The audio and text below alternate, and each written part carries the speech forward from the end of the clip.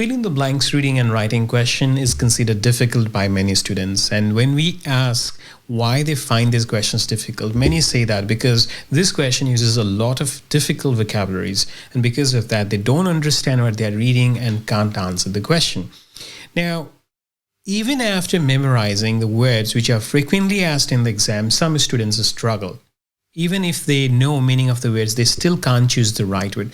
Why does this happen? So 2 questions. First, how do I know the words which they often ask in the exam in fill in the blanks reading and writing section? And second, how can I answer the question correctly? These are the things we are going to discuss today. So let's start with our first question for today. How do I know the vocabularies that I need to know to answer this question? There are so many words in English and we can't memorize all of them. If we start doing that, that will just be a waste of time and will not help us in any way. What we need to do is we have to only memorize the words which they are frequently asking in the exam, or if it covers 90% of the words asked in the exam, it will be enough. There will be a few words which we may not know, but that's fine. We don't need to know everything because in many situations, just the context also helps us. So the first thing you have to do is you have to go to the link given on the screen right now and download the list of most frequently asked words in PT. If you go through this list, you will cover most of the words you will see in the exam. So at least that part will be covered and you will not have problem of not understanding the passage itself. The second is, even if you know meaning of these words, you may still have problem because often questions are quite confusing and options are very similar to each other, because of which, even if you know the meaning, you may not be able to pick the right word. So how can you get rid of that problem? And we have 2 solutions for this. The first solution is these questions repeat a lot in the test. And many students in the past have been lucky to get the same questions that they practiced. And if it happens, you can answer the question even if you don't know why that answer is the correct answer. So if you also want to practice the past questions which have been asked in the test many times, please write in the comments and let me know. I'll send you the link from which you can download 200 most frequently asked questions in fill in the blanks reading and writing. Remember, these questions repeat a lot and knowing their answers will make it quite easy for you to answer the question quickly and correctly in the test. However, the second problem is, what if you don't get the repeated question? How can you answer the question if it's a new set? As I said, first you have to learn the vocabularies, but once you learn the vocabularies, the second step is to learn the tips, and I'm going to discuss those 5 tips in today's video. So let's start. Once you have memorized the most frequently asked words and their meaning, the next step, of course, is to start practicing the question. But while practicing the questions, which are the things you should know? Basically, there are 5 important tips that you should always keep in mind when you're answering these questions. The first one is you should always check the words around the gap before you answer the question. You should check the words around the gap. What does it mean?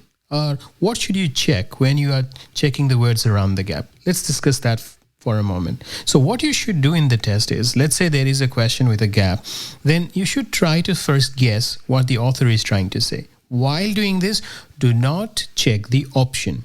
Do not check the option yet. First, try to think yourself what could be the missing word there. What kind of word it is? Is it about something mentioned in that sentence, or is it something new? Is it a name? Is it a color? Whatever it is. And while doing that, pay attention to the words which are around the gap.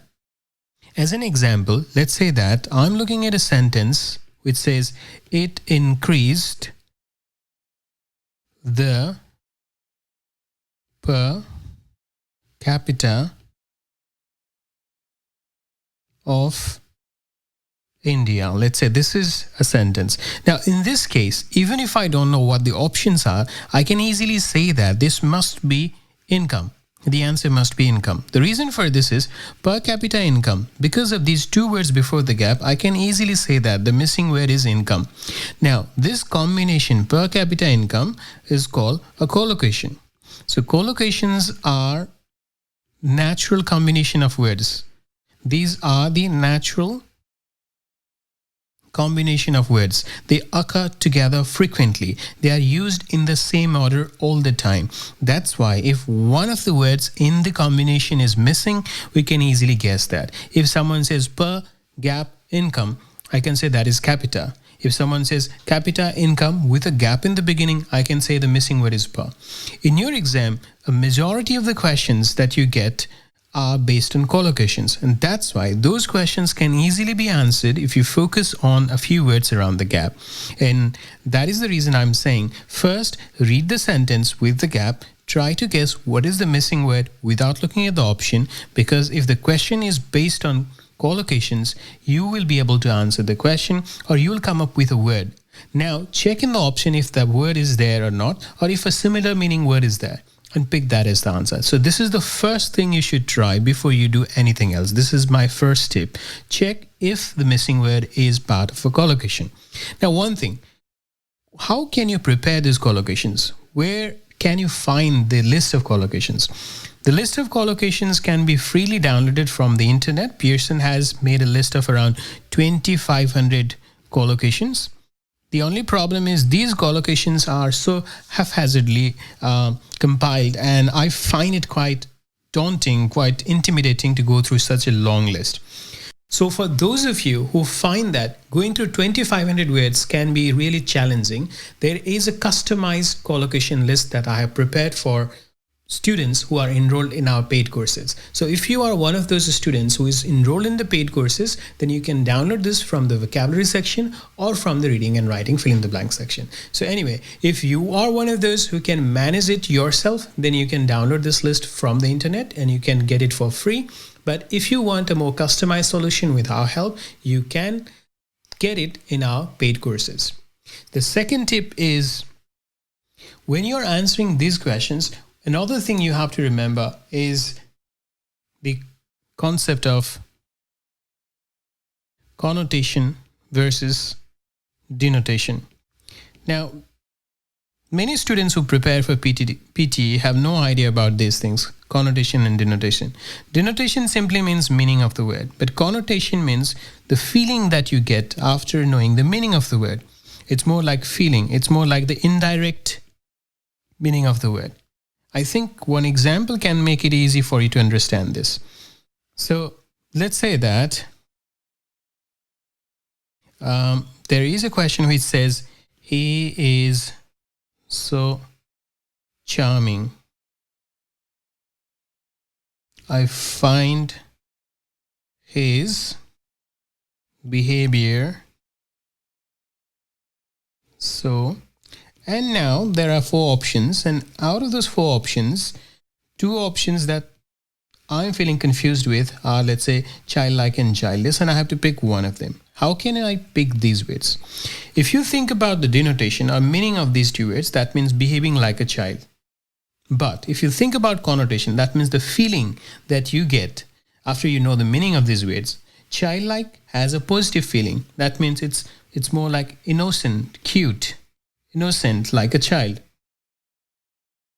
Whereas childish means immature, irritating, like a child. Now, some people like children and they find their behavior more cute and innocent, whereas the others may find them immature and irritating. Depending on how you are feeling, you can use either childlike or childish. Although both words have the same meaning, the feeling associated are different. Childlike has a positive feeling, childish has a negative feeling. Now, in this case, this sentence is telling me that it's a positive feeling, so childlike becomes a better answer. So you can see that there are some questions where just reading the question, the sentence containing the question is enough. There are some questions where you may have to read more in order to get the context and find the appropriate word. So these are 2 important tips. Again, this is something that requires practice, and this is something that requires guidance. In our paid courses, we have a lot of videos explaining concepts like this, where we answer the exam questions and help students understand the concept of connotation, denotation, and several other important concepts required to answer the question. If you're interested, you can check our website for more information. Let's look at the third tip now. So our third tip is, when you're answering the question, in addition to collocations and denotation and connotation, you should also learn about specific vocabularies, which we also called topic vocabularies, the concept of topic vocabularies. What does that mean? Let's have a look. Let's say there is a question which says that the engineers have let's say this is one question, and let's say another question is the doctors have. In these two questions, because of the topic, because in this case we are talking about engineers and in this case we are talking about doctors, let's say how it changes the choice of answer. The engineers have, it is better to say identified and the problem here. But if I'm talking about doctors, I'm more likely to use the word diagnosed the disease. So what does it mean? It means for engineers, more specific vocabulary will be identified and problem. But if we are talking about doctors, or if the topic of discussion is doctors, then in that case, diagnosed or disease are more related to medical field, and that's why they become better choices. So what it means is, it is also important for you to look at the topic of the passage sometimes. So what you have seen so far is some questions can be answered by just looking at the gap or a few words around the gap. For some questions, you may have to read the sentence as well as a few sentences around it. But for some other questions, you may need to know the topic of discussion, because which word is more specific for the given topic depends on what we are discussing. And that's why in such questions, you have to look at the topic. Again, these are the things which requires discussions and guidance. You should learn how to identify the topic of the passage. And this is what we do in the question answer session we hold every day from Monday to Thursday for our paid students. In this question answer session, we help students identify the topic, identify the right word, and our tutors give feedback as well if students struggle and help them understand why they are finding it difficult to answer the question and which skills they should be focusing on. Now let's move on to the fourth tip for today. The fourth tip is, while answering these questions, sometimes you may find that the words you are looking at have exactly same meaning. For example, Columbus, let's say we have option and two words which are confusing me are found and discovered.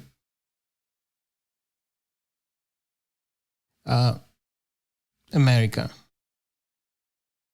Now in this case, should I pick found or should I pick discovered? That can be confusing.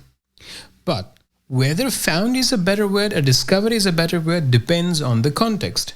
In order to understand this, we have to understand something called register of the language. If I'm writing a letter for my leave application, a formal letter, then my language will be quite formal. My choice of words will be different. But if I'm talking with my friends, then in that case, I'm more likely to use a more casual language, colloquial language, or informal language.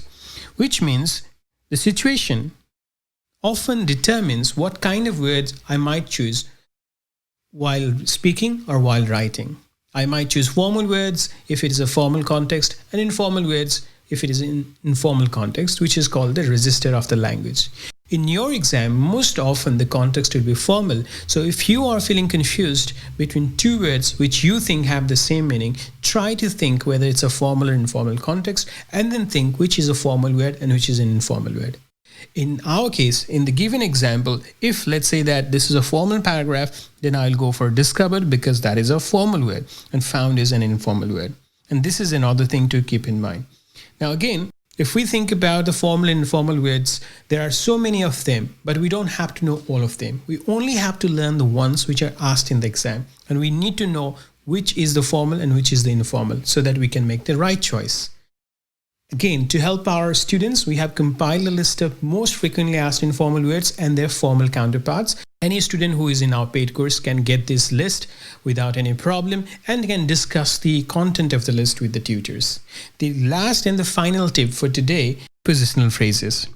Prepositional phrases are similar to collocations, or in a way they are a type of collocation where certain words can only match or can only be followed by certain type of preposition.